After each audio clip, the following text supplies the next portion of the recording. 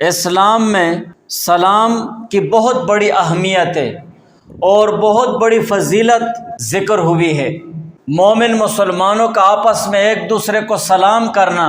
السلام علیکم کے ساتھ، اس کی بہت بڑی تاکید آئی ہے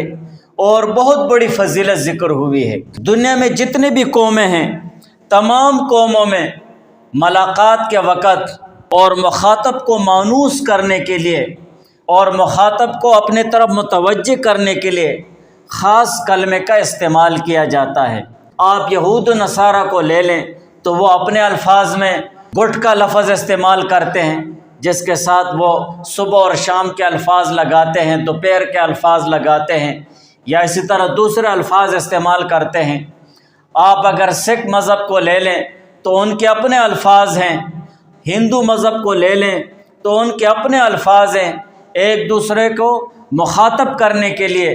اور مخاطب کو مانوس کرنے کے لیے مختلف الفاظ استعمال کیے جاتے ہیں، مختلف طور طریقے بھی استعمال کیے جاتے ہیں۔ اور اسی طرح اسلام سے پہلے بھی عربوں میں بھی اسی طرح کے کلمات استعمال ہوا کرتے تھے۔ عمران بن حسین رضی اللہ تعالیٰ عنہ سے روایت ہے، قال كنا فی الجاہلیت نقول انعم اللہ بک عینا وانعم صباحا فلما كان الاسلام نہینا عن ذلک۔ عمران بن حسین رضی اللہ تعالیٰ عنہ فرماتے ہیں کہ زمانۂ جاہلیت میں ہم ایک دوسرے کو اس طرح کہا کرتے تھے، انعم اللہ بک عینا، اللہ تعالیٰ تمہاری آنکھوں کو ٹھنڈک دے، انعم صباحا، تمہاری صبح بہت اچھی ہو، تمہاری صبح خوشگوار ہو، فلما کان الاسلام،